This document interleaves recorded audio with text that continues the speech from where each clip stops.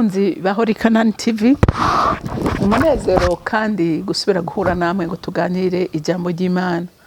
Ariko imbere ko dutangura kuganira reka dusenge. Mudata wa twese uri mu ijuru, wowe vyagiye ku ntebe y'inganje mu ijuru, wewe ukikijwe n'ingabo z'ijuru, abamarayika, abakerubi, abaserafi n'ibinyabugingo bakwikubita imbere baguhimbaza bavuga ngo urera.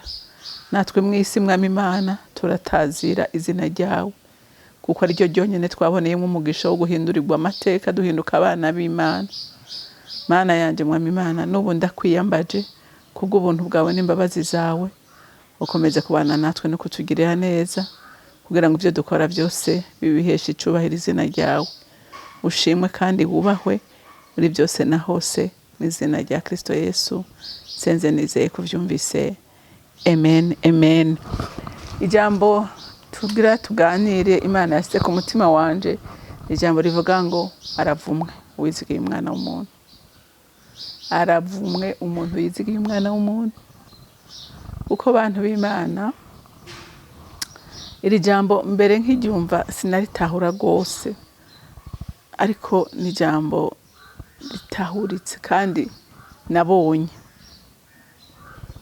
Hari igihe ushira ivyizigiro ku muntu hama akaguhemukira ugakomereka ukababara,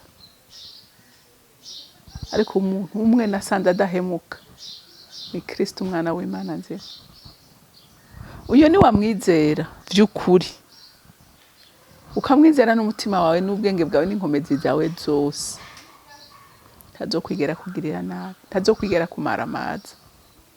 N'ibihe byinshi je nabonye nkagirira neza umuntu, ariko hakigiye ukabona umengo nta nico wigeze ukora, cyangwa akibagira ibyiza wamukoreye. Kandi yongira si jewe gusa, ngira nawe we bishobora kuba byarakubayeko. Ariko turafise umukunzi, haleluya, turafise umukunzi, kandi ibyo ntibiguce n'intege kugira ineza. Ntuzureke kugira ineza. Reka dusome turabe ngaha muri Luka igice c'10, turasoma kuva ku murongo wa 25 dushikane ku murongo wa 37. Maze umwe mu bigishwa ibyagezwe ava hasi aramwegera ati, mwigisha, nkora iki ngo nzoraga ubugingo budashira? Nawe aramubaza ati, vyanditswe bite mu byagezwe, kandi usoma iki? Aramwishura ati, mukundishe Uhoraho Imana yanyu imitima yanyu yose, n'ubugingo bwanyu bwose, n'inkomezi zanyu zose, n'ubwenge bwanyu bwose, kandi mukunde ababanyi banyu kuko mwikunda. Aramubwira ati, wishuye neza, gira utyo uzogira ubugingo. Maze uwo agombye kwiyerekana nk'ugororotse abaza Yesu ati, mbega umubanyi wanje ninde? Yesu aramwishura ati, habaye umuntu yari avuye i Yerusalemu, ariko aramanuka aja i Yeriko, agwa mu bambuzi. Baramukoba, baramukubita, barigira, asigaje gatoyi agahwera. Hariho umuherezi amanuka muri iyo nzira, amurengukako amubonye aca iruhande. Kandi n'umurewe ashitse agira kuno amubonye aca iruhande. Maze umusamariya yari mu nzira ashika kuri we, amubonye amutera akagongwe, aramwegera amufuka inguma, amusomoza amavuta ya elayo n'umuvinyu, amushira ku ndogoba yiwe, amujana mu ndaro y'abahita, aramugwaza. Bukeye asokora idenariyo 2 azihanye n'indaro, amubwira ati, umugwaze, kandi ivyo uzotanga byose birenze ivyo ninagaruka nzobikwishura. Muri abo batatu ugira ngo ninde yabonetse ko ari umubanyi waguye mu bambuzi? Aramwishura ati, nuwamugiriye imbabazi. Yesu aramubarira ati, nawe genda ugira utyo amen. Navuze ngo aravumwe umuntu yizigiye umwana w'umuntu. Turabonye yuko uyu muntu murumva ko yariko araganira na Yesu, aramubaza ati maze umwe mu bigishwa ivyagezwe ava hasi aramugeza ati mwigisha nkora iki ngo nzoragwe ubugingo budashira. Yesu aramubwira ati none wewe ko wigisha uri umwigisha w'ivyagezwe, none ijambo ry'Imana rivuga iki mu vyagezwe? Nawe aramwishura ngo mukundishe uhoraho Imana yanyu umutima wanyu wose n'ubugingo bwanyu bwose n'inkomezi zanyu zose n'ubwenge bwanyu bwose, kandi mukunde ababanyi banyu nk'uko mukunda. Riya rivuga ngo mukunde bagenzi banyu nk'uko mwikunda. Aramubwira ati wishuye neza, ni wabikora gutyo oya nukuri ubugingo budashira uzobubona. Hanyuma uyu uyengeragira ati reka uyu muntu bandanye ndamugeza yigira umuhinga gose muga ntiyamenye uwo ariko baravugana uwo ari we. Haleluya. Ngo maze uwagombye kwiyerekana ko agororotse abaza Yesu ati mbega umubanyi wanje ninde? Yesu rero acamucira umugani. Haleluya. Amucira umugani ati urumva nk'uyu muntu yariko aragenda Yeriko ni mu vyaha, Yeriko ni habi. Urumva yariko aragenda mu vyaha, yari mu vyaha, ari mu nzira yo mu vyaha. Ngo haca ngo maze ngo agombye tubisome ngo hari umuherezi, urumva umuherezi amanuka ngo muri iyo nzira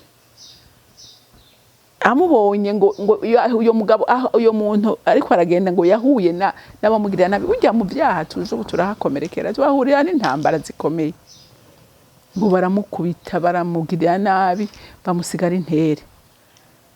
Murumva ngo n'umuherezi araza. Umuherezi yari umuntu bundi akorera Imana, yari umukozi w'Imana, ariko nta mbabazi yamugiriye.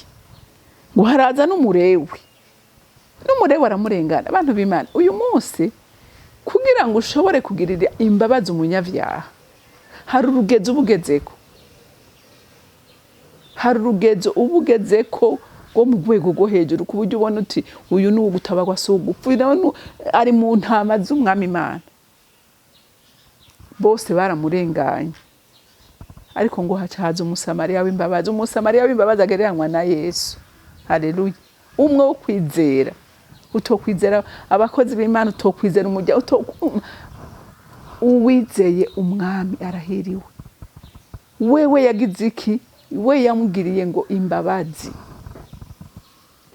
ngo amutwara ahantu ngira ari mu hoteli cyangwa kwa muganga, ngo aramuvura ahejeje acatanga amahera yo kugira ngo bamukurikirane.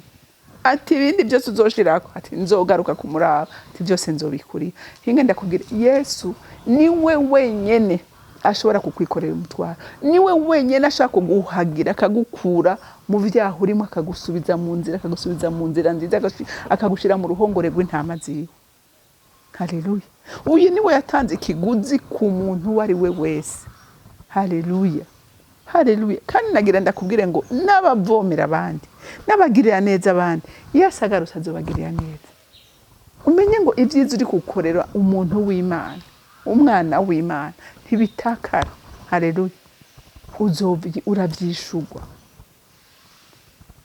Yesu amuserukako amugirira imbabazi. Niwe musamariya w'imbabazi amugirira imbabazi.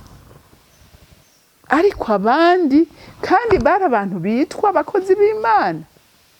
N'uyu munsi abantu b'Imana ubuzima turabona kenshi, ugasanga umuntu agiye mu ntege nke, ahubwo aho kugira ngo umugarure umufashe umusubize mu nzira, ahubwo ukaba umuntu none hatora amabuye agafasha Satani kumutera. Mbega burazi ko burya umuntu ari mu ntege nke yaguye mu caha n'umuntu abari vulnerable gose, umukozi w'Imana ngo agwe mu maboko y'umuntu yamaze gutahura, ngo aca amufata amufashe amwengenge amwuhagira amukonsora amubwira ati ibi birashoboka birashika kandi ushobora kubivamwo. Satani ashobora kumwigarurira. Yesu rero nabo bamuzanye, yazanywe nabo ntiyaje gukiza abakomeye, yaje gutabara abo Satani atoteza. Ariko uyu munsi twe tubatera amabuye, tubaharira ivomo, turabaca, turagira ibi na biriya, ariko Kristo nta numwe yigeze aca. N'umusamariya w'imbabazi agirira imbabazi bose. Umusamariya w'imbabazi ntatoranya ku butoni. Ngo irenga rivunitse ntarihohosha. Oya, ntarihohosha. Ariko twebwe abana b'abantu duhohosha amarenga avunitse tukayaterera mu muriro. Imana igufashe nanjye mfashe. Haleluya. Tugira umutima wo kubabarana n'abababaye. Tugira umutima wo kunezeranywa n'abanezerewe. Kuko Kristo atubwira ngo tugire iki? Tugere ikirenge mu ciwe. Muze muparukure Bibiliya yose kuva ku ntango gushika, nta muntu numwe Yesu yigeze atera ibuye. Abo yateye ibuye n'abigira abahinga bakigira ibitangaza bagomba kwerekana ko hari icyo bashoboye. Nibo yereka ko atacu bashoboye atari kumwe nabo. Ariko abandi bose yabereka ubugwaneza, akabagaruzanya ubugwaneza. Natwe Imana idufashe twige kugaruzanya abandi ubugwaneza, aho kubaca intege, aho kubacira urubanza, aho kubigiza kure, ahubwo tubiyegereze tubamira ivyamwa. Rero Imana yo mwijuru ibampezagirire. Uri mwiza Mana kandi ugira neza.